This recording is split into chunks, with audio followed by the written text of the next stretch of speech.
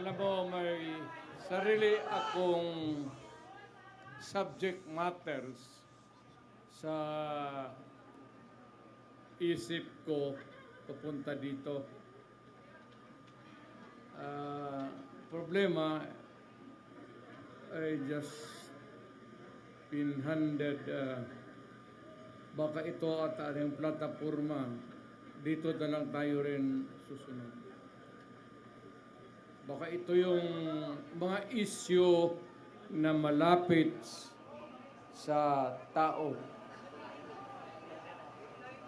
sa kanilang kahirapan o sa puso nila.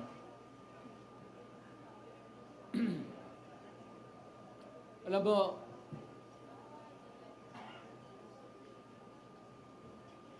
I would like to, I do not want to criticize anybody. But, you know, however you do it, basta nandiyan ka sa gobyerno, ikaw yung nagdadala ng, ikaw yung timon, talagang mahirap. And I can understand kung yung mga issue hindi ka agad nabibigyan ng, if it's a problem, it would take time. But apparently, itong sa panahon na ito, patong, yung solusyon, mahina ang dating. That is why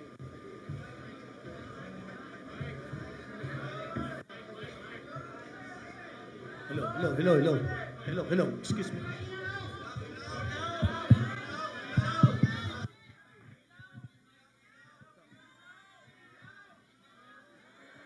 Check.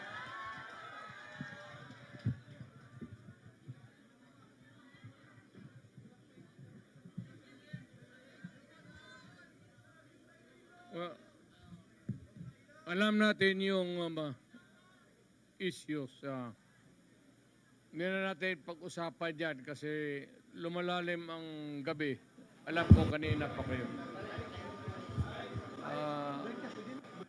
Basta dito, ang gusto ata ang plataforma na sasabihin.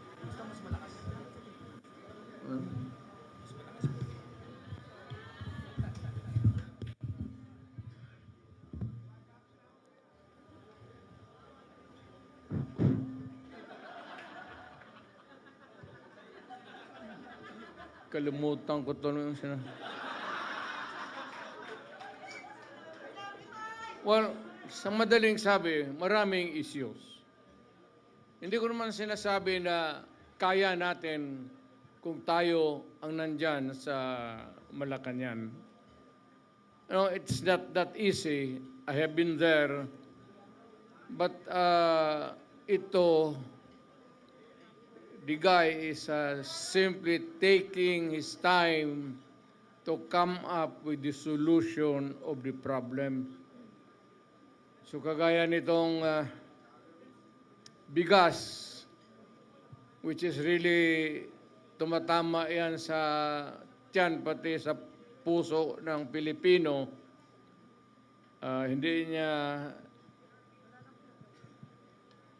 nakuha yung pinaka. Either is subsidized o whatever, but it goes on up and nahihirapan po ang Pilipino to cope up. Bukang hindi niya kaya na habulin yung presyo. Yan na lang sa pagkain. Huwag na yung iba.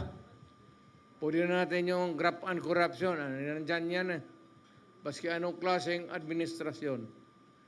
Pero yung immediate, urgent need to solve is really itong presyo or the price of rice. Kailangan ni baka